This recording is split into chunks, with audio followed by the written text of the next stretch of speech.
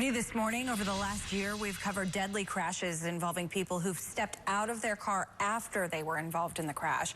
Getting out of the way is even harder, though, with construction making it difficult to pull over.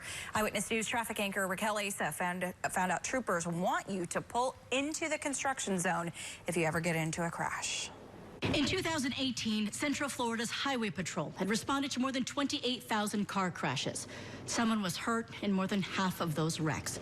We see crashes practically every day wherever we drive. What do you do when you get into a crash?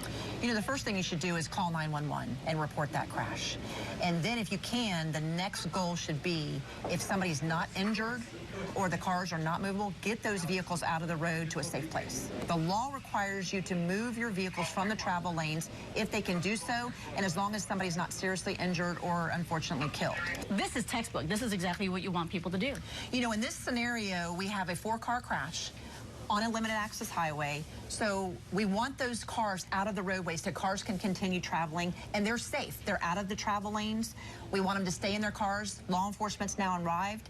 Those troopers will get all their information sorted out, and then we can get them out of there as quickly as possible. Anik knows the risk. She experiences them every day as a road ranger on the Central Florida expressways. But the risks she faces are also the same for those she helps on the road after a crash. There's a hot zone.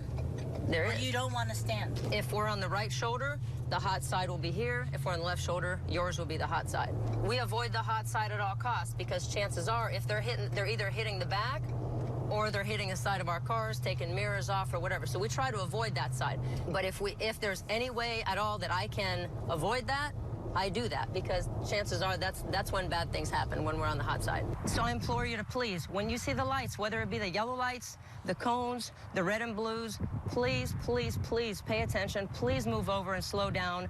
You might be saving a life that day. Raquel Asa, Channel 9, Eyewitness News. Now, not moving over carries its own fines as well. Law enforcement can ticket you up to $130 in Orange County for not following the law.